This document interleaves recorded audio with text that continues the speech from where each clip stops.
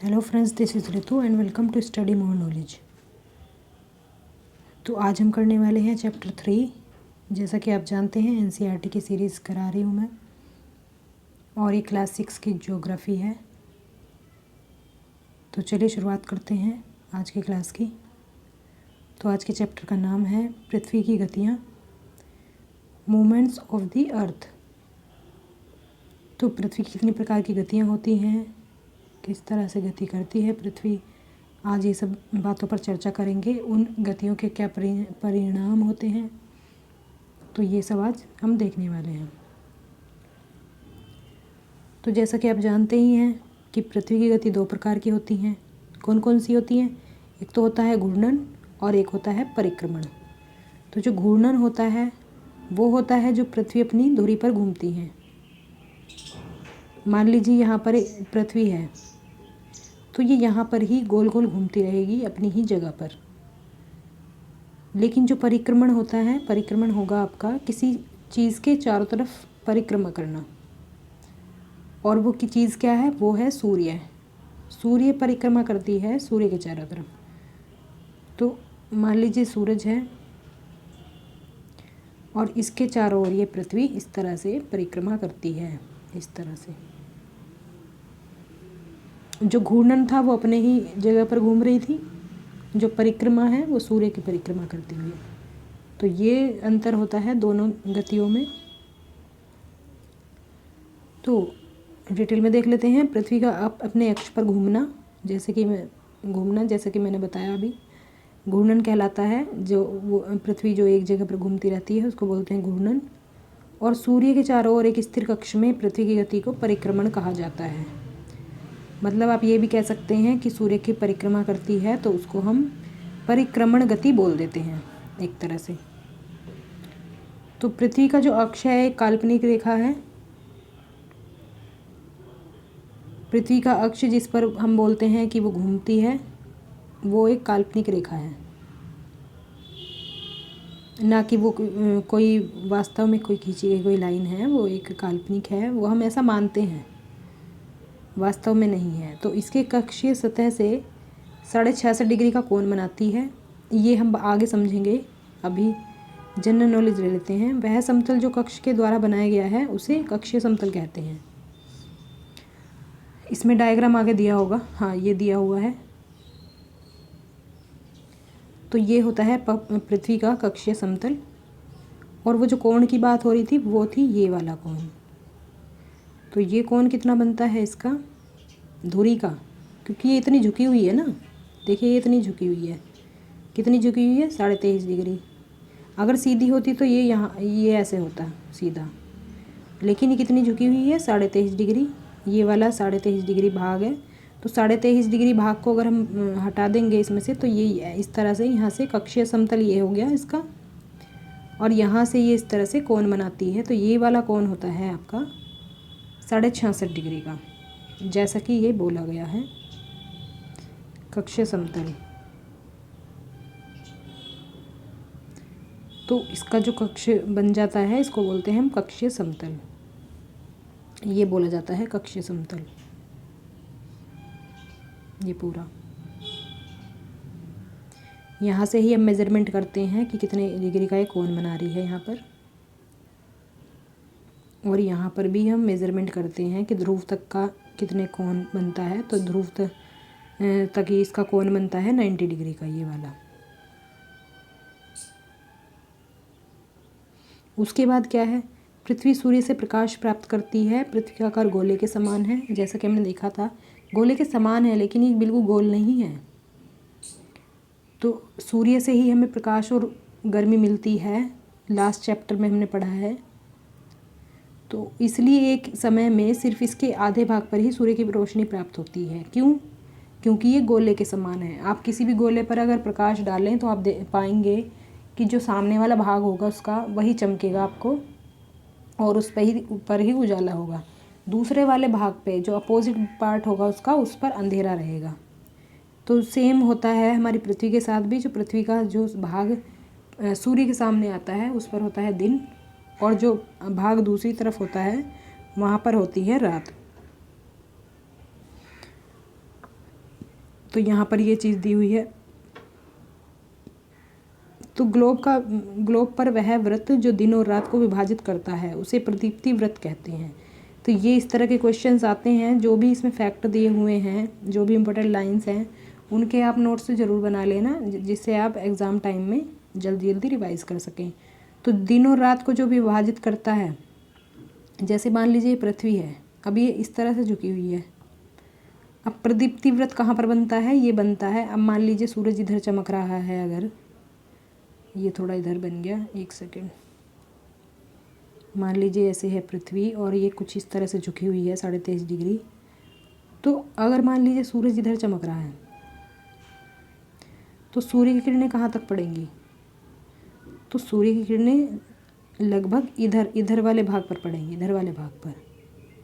तो ये जो भाग बन जाएगा, और इधर वाला भाग ये बिल्कुल अंधेरे में होगा, ये वाला अंधेरे में होगा। तो ये जो भाग बन जाएगा इसको बोलते हैं हम प्रदीप्ति वृत्त।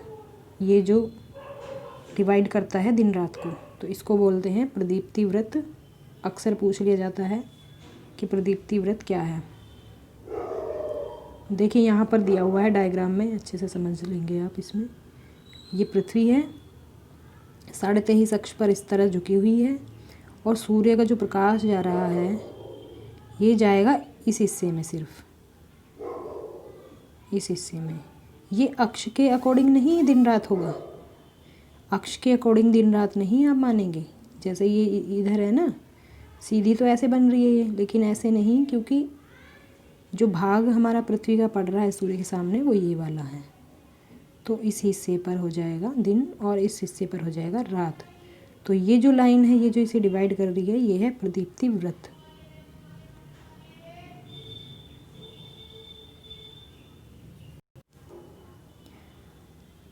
तो यह वृत्त अक्ष के साथ नहीं मिलता है, जैसा कि मैंने आपको बताया। ये अक्ष है तो ये अक्ष के साथ नहीं मिलता है।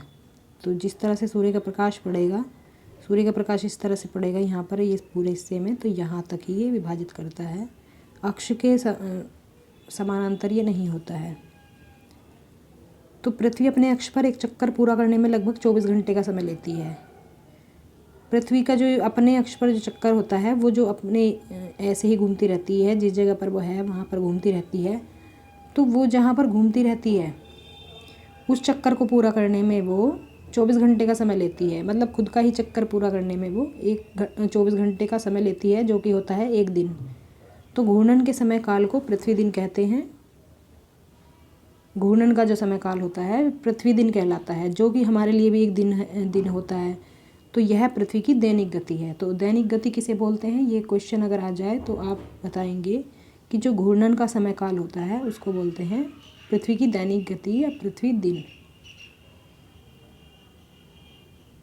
तो यहाँ पर कुछ एक्सपेरिमेंट है, इसको आप ट्राई करके देख सकते हैं।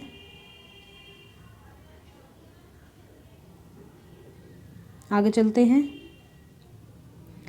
तो अब ये सवाल उठता है कि अगर पृथ्वी घूमे नहीं तो क्या होगा, घूर्णन ना करे अपने अक्ष पर तो क्या होगा। तो जो सूर्य की तरफ वाला जो पृथ्वी का भाग होगा वहाँ पर हमेशा दिन रहेगा, और उस भाग में हमेशा गर्मी पड़ती रहेगी, जिसके कारण वो भी नुकसानदायक है। और दूसरे भाग में हमेशा अंधेरा रहेगा, पूरे समय ठंड पड़ेगी, और वहाँ पर जीवन संभव नहीं हो पाएगा, क्योंकि धूप ज़रूरी होती है, गर्मी ज़रूरी होती है जीवन के लिए। तो गर्मी और सर्दी दोनों ही टेम्परेचर हमें चाहिए होते हैं एक नॉर्मल जीवन यापन के लिए। तो इसलिए ये घूर्णन हमारे लिए बहुत ज़्यादा महत्वपूर्ण हो जाता है।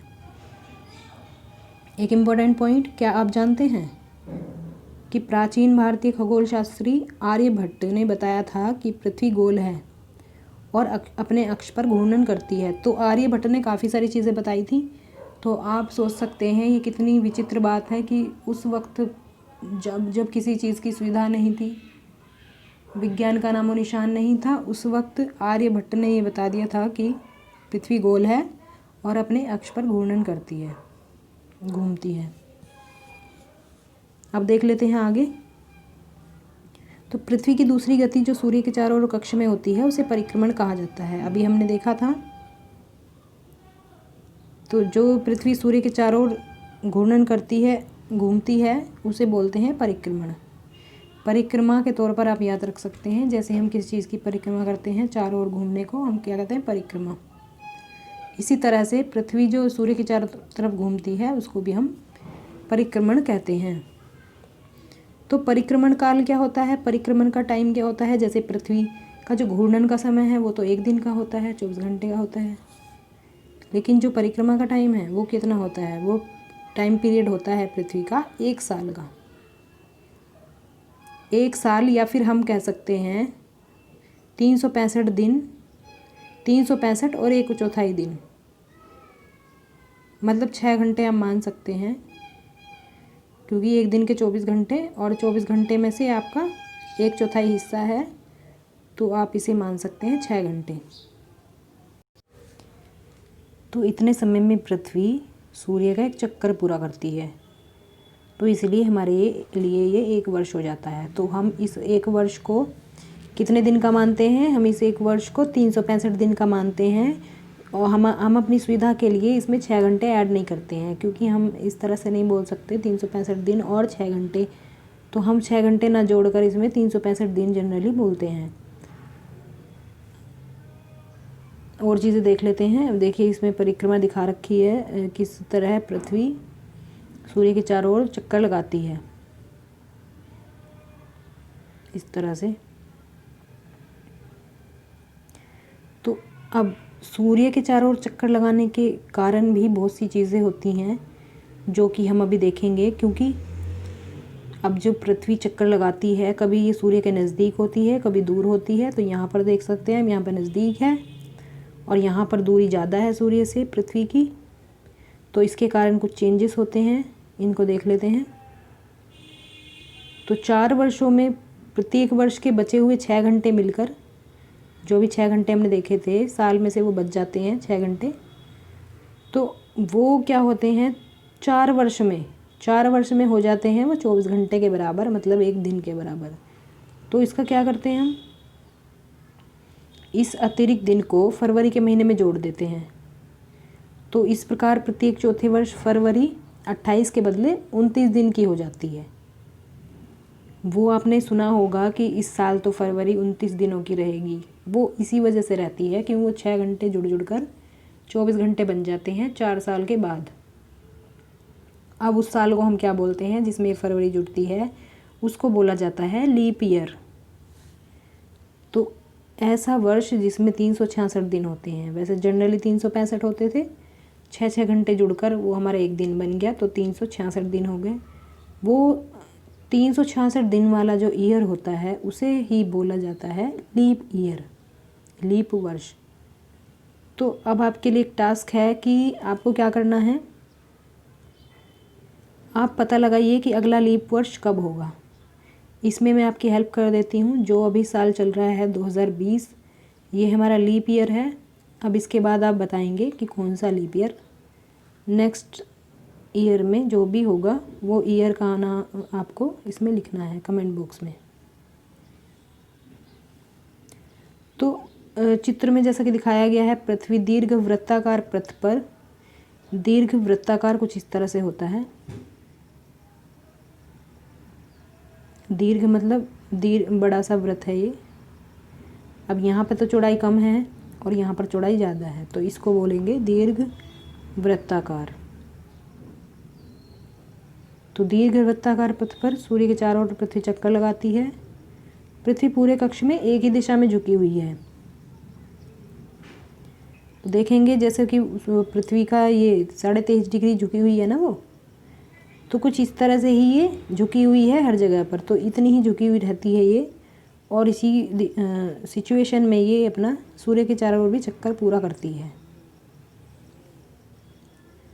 तो सामान्यतः 1 वर्ष को गर्मी, सर्दी, वसंत व शरद ऋतुओं में बांटा जाता है। और ये इसलिए होता है क्योंकि ये कभी सूर्य के नज़दीक होती है तो कभी सूर्य से दूर होती है, तो इसीलिए इसको इन 4 मौसमों में बांटते हैं। और ये मौसम के लिए जिम्मेदार होता है पृथ्वी का परिक्रमण काल। ये चीज़ आपको याद रखनी है। दिन और रात के लिए क्या जिम्मेदार होता है, पृथ्वी का घूर्णन, जो वो अपनी धुरी पर घूमती है। और मौसम के लिए, ये ऋतुओं के लिए कौन जिम्मेदार होता है, ये जिम्मेदार होता है पृथ्वी का परिक्रमण, सूर्य के चारों ओर पृथ्वी की परिक्रमा। तो ऋतुओं में परिवर्तन सूर्य के चारों ओर पृथ्वी की स्थिति में परिवर्तन के क्या कारण होता है, इसको डिटेल में समझेंगे। तो एक टास्क है आपके लिए, आप चाहे तो कर सकते हैं इसे।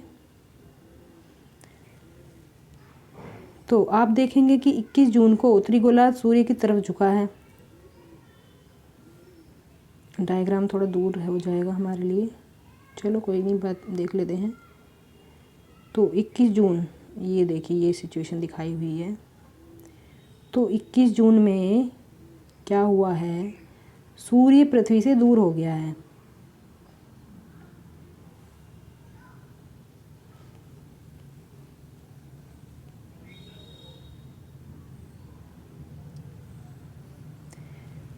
तो क्या है कि दूर भी हो गया है और उत्तरी गोलार्ध सूर्य की तरफ झुका है। तो उत्तरी गोलार्ध जो बन रहा है, जैसे मान लीजिए पृथ्वी बनी है इस तरह से झुकी हुई है ना पृथ्वी, तो सूर्य की सीधी किरणें किस पर पड़ेंगी, किस भाग पर पड़ेंगी, सूर्य की सीधी किरणें पड़ेंगी इस भाग पर। तो ये उत्तर वाला भाग सबसे ज़्यादा सूर्य के नज़दीक होगा, सूर्य के मतलब संपर्क में होगा। ये वाला भाग सबसे ज़्यादा सूर्य किरणें उत्तरी भाग पर पड़ेंगी, क्योंकि एक तो ये वाला भाग भी इसमें आ रहा है और एक ये वाला भाग भी।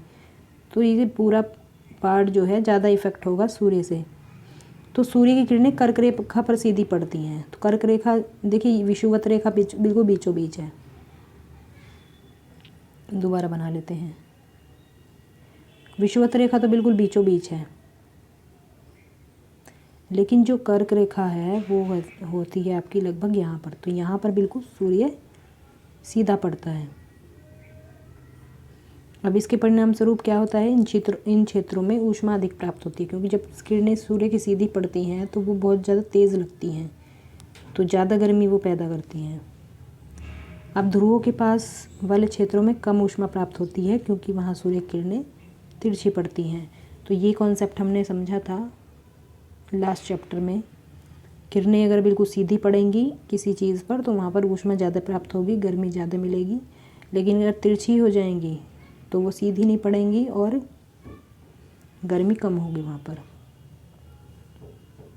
तो ऐसे ही ध्रुवों में होता है, ध्रुव जो ये ध्रुव वाले हिस्से होते हैं ये वाले, तो यहाँ पर सूर्य की गर्मी कम पड़ती है। तो अब लेकिन क्या होता है, उत्तरी ध्रुव तो सूर्य की तरफ झुका होता है, तो उत्तरी ध्रुव रेखा के बाद वाले भागों पर लगभग 6 महीने तक लगातार दिन रहता है। तो यहाँ वाले हिस्से पर लगातार 6 महीने तक दिन रहता है। और उत्तरी गोलार्ध के बहुत बड़े भाग में सूर्य की रोशनी प्राप्त होती है, इसलिए विषुवत वृत्त के उत्तरी भाग में गर्मी का मौसम होता है। तो हमारे यहाँ पर जब गर्मी का मौसम होता है तो जब सूरज की सिचुएशन यही होती है, क्योंकि हम उत्तरी भाग में हैं, उत्तरी गोलार्ध में है हमारा जो भी है स्थिति, भारत की लगभग स्थिति यहाँ पर है। तो यहाँ पर इसलिए गर्मी पड़ती है। आपने देखा होगा जून का महीना बहुत ज़्यादा तपता है यहाँ पर, तो वो इसी कारण से होता है। आगे देख लेते हैं। 21 जून को इन क्षेत्रों में सबसे लंबा दिन और सबसे छोटी रात होती है। तो जब सूर्य की किरणें ज़्यादा वक्त तक पड़ेंगी तो दिन होगा लंबा और रात होगी छोटी। तो इसलिए पृथ्वी की इस अवस्था को उत्तर अयनांत कहते हैं। तो उत्तर अयनांत कौन से दिन को बोला जाता है, 21 जून को बोला जाता है। तो ये भी क्वेश्चन पूछे जाते हैं, तो ये आपको नोट करके रखने, इनमें कन्फ्यूज़ भी हो जाते हैं क्योंकि 3-4 डेट हैं जो आपको याद रखनी होती हैं। तो इसको आपको याद रखना है।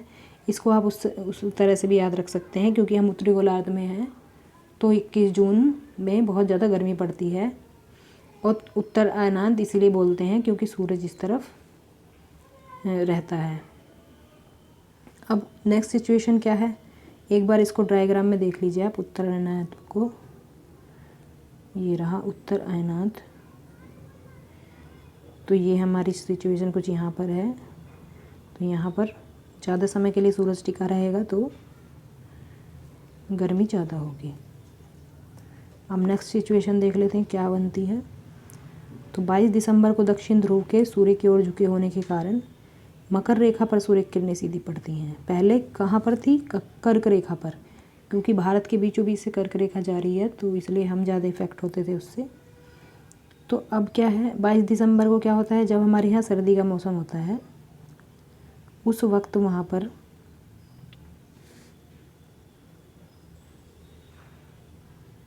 सूर्य क्या है, तो सूर्य की सिचुएशन देखिए ऐसे आती है।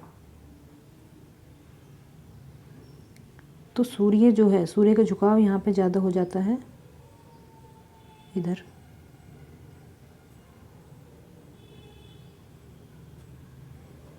अगर आप देखें तो देखिए पृथ्वी पे हमारी सिचुएशन कुछ यहाँ पर थी।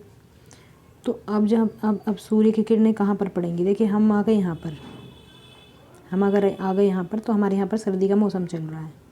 अब बात क्या की जा रही है? अब बात की जा रही है यहाँ की, जहाँ पर वो ऑस्ट्रेलिया वगैरह होता है। ऑस्ट्रेलिया की सिचुएशन कुछ यहाँ पर ही है। तो ऑस्ट्रेलिया में गर्मी का मौसम हो रहता है दिसंबर में। तो वो यही कारण है, क्योंकि अब सूर्य की किरणें उस क्षेत्र पर ज़्यादा पड़ रही हैं। जैसे हमारे यहाँ पर पड़ रही थी, अब पड़ रही हैं इस क्षेत्र पर। तो यहाँ पर गर्मी का मौसम रहता है और हमारे यहाँ होता है सर्दी का मौसम। तो अब हम इसे क्या बोलेंगे? तो ये यहाँ पर क्या आती है? मकर रेखा आती है नीचे दक्षिण की तरफ, मकर रेखा बताई थी मैंने आपको। तो सूर्य की किरणें मकर रेखा पर लंबवत पड़ती हैं, मतलब बिल्कुल सीधी पड़ती हैं। तो दक्षिण गोलार्ध के बहुत बड़े भाग में प्रकाश प्राप्त होता है। तो इसके दो बेनिफिट होते हैं, एक तो प्रकाश पड़ता है और एक गर्मी पड़ती है। बेनिफिट गर्मी का तो नहीं होता है, गर्मी तो बहुत ज़्यादा पड़ती है तो उससे परेशानी होती है, लेकिन जो प्रकाश पड़ता है उसका फ़ायदा होता है। इसलिए दक्षिण गोलार्ध में लंबे दिन और छोटी रातों वाली ग्रीष्म ऋतु होती है। तो अब गर्मी का मौसम कहाँ शिफ्ट हो गया है? ये शिफ्ट हो गया आपका दक्षिण गोलार्ध में, क्योंकि वो बिल्कुल मकर रेखा पर चमक रहा है सूर्य। मकर और कर्क रेखा को तो मैंने बता दिया था आपको लास्ट चैप्टर में, अगर आप नहीं समझे हैं तो आप अच्छे से उसको समझ लेना। तो इसके ठीक विपरीत स्थिति उत्तरी गोलार्ध में होती है। अब जब हमारे यहाँ पर दिन था और गर्मी थी तो यहाँ पर ठंड पड़ रही थी, जो जहाँ पर अब गर्मी पड़ रही है। लेकिन अब यहाँ पर गर्मी है तो हमारे यहाँ पर ठंड पड़ेगी, जैसा कि इसमें दिया है। ठीक विपरीत स्थिति उत्तरी गोलार्ध में होती है। तो उत्तरी गोलार्ध में ठंड का मौसम है। तो इसको अगर आप भूल भी जाते हैं तो ऐसे याद रख सकते हैं कि हमारे यहाँ पर ठंड कौन से महीने में पड़ती है। तो हमारे यहाँ पर 22 दिसंबर में ठंड पड़ती है। तो हमारे यहाँ पर 22 दिसंबर पड़ रही है, तो हमारे अपोजिट, हमारे दूसरी साइड क्या होगा? वहाँ पर होगी गर्मी। तो वहाँ पर गर्मी है तो पृथ्वी की इस अवस्था को कहा जाता है दक्षिण अयनांत, क्योंकि पहले सूरज उत्तर में चमक रहा था तो इसलिए उत्तर अयनांत, और अब दक्षिण में चमक रहा है तो दक्षिण अयनांत। तो देखिए इससे रिलेटेड कुछ क्वेश्चन दिया हुआ है ये आपका। ऑस्ट्रेलिया में ग्रीष्म ऋतु में क्रिसमस का पर्व मनाया जाता है। क्यों मनाया जाता है? क्योंकि वहाँ पर गर्मी पड़ रही होती है उस वक्त, जब हमारे यहाँ पर ठंड पड़ रही होती है। तो यही सिचुएशन होती है उस वक्त।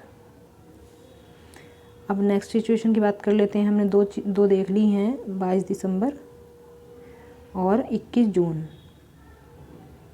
अब नेक्स्ट क्या है? नेक्स्ट है 31 मार्च और 23 सितंबर को सूर्य की किरणें विषुवत वृत्त पर सीधी पड़ती हैं। विषुवत वृत्त क्या है? विषुवत वृत्त को हम पढ़ चुके हैं लास्ट वाले चैप्टर में।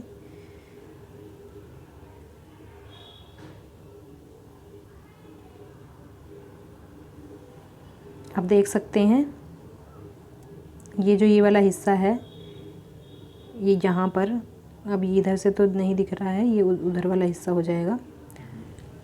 तो यहाँ पर सीधी पड़ेंगी सूर्य की किरणें। तो इसमें क्या होगा देख लेते हैं। तो विषुवत वृत्त मतलब 0 डिग्री इक्वेटर पर पड़ती हैं सीधी एक किरणें सूर्य की। तो इस अवस्था में कोई भी ध्रुव सूर्य की ओर नहीं झुका है।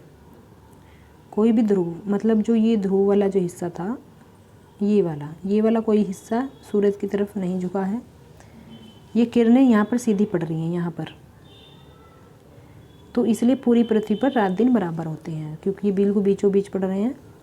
तो रात दिन बराबर होने की अवस्था को क्या बोला जाता है? विषुव बोला जाता है।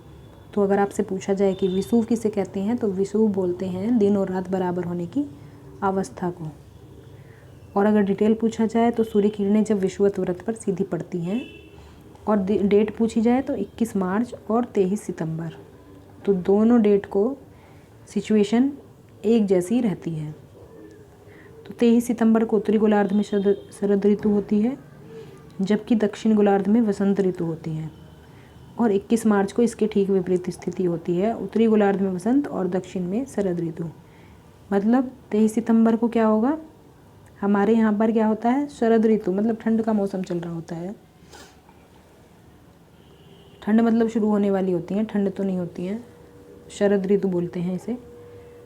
वो बरसात के बाद का वक्त होता है ये, और सर्दी से पहले का वक्त होता है। लेकिन दक्षिण गोलार्ध में उस वक्त वसंत ऋतु होती है। लेकिन मार्च को हमारे यहाँ पर वसंत ऋतु होती है और वहाँ पर शरद ऋतु होती है। बिल्कुल ऐसा ही मौसम होता है जैसा कि 23 सितंबर को हमारे यहाँ पर था। तो दोनों जगह पर अपोजिट एक दूसरे का मौसम हो जाता है दोनों डेट में। तो इस प्रकार स्पष्ट है कि पृथ्वी के घूर्णन और परिक्रमण के कारण दिन रात एवं ऋतुओं में परिवर्तन होता है। तो क्या आप याद रखेंगे, घूर्णन के कारण दिन रात होते हैं, परिक्रमण के कारण ऋतुओं में परिवर्तन होता है, मौसम में परिवर्तन होता है। तो ये था हमारा आज का चैप्टर। आई होप कि आप सारी चीज़ें समझ गए होंगे। कुछ चीज़ें अगर आप इसमें नहीं समझे हैं तो आप पहले शुरुआत के लेक्चर देख सकते हैं, क्योंकि कुछ चीज़ें मैंने उसमें भी बताई थी। तो फिर आपको अच्छे से ये क्लियर हो जाएगा। आप इसे सीक्वेंस में देखेंगे तो ज़्यादा बेटर रहेगा, क्योंकि एक दूसरे से लिंक करते हुई चीज़ें हैं। और फिर शुरुआत में बेसिक होता है, उसके बाद उससे रिलेटेड चीज़ें होती हैं। तो आप सीक्वेंस में ही देखें, मेरा ये सजेशन है। तो मिलते हैं नेक्स्ट चैप्टर नेक्स्ट क्लास में नेक्स्ट चैप्टर के साथ। Thanks for watching.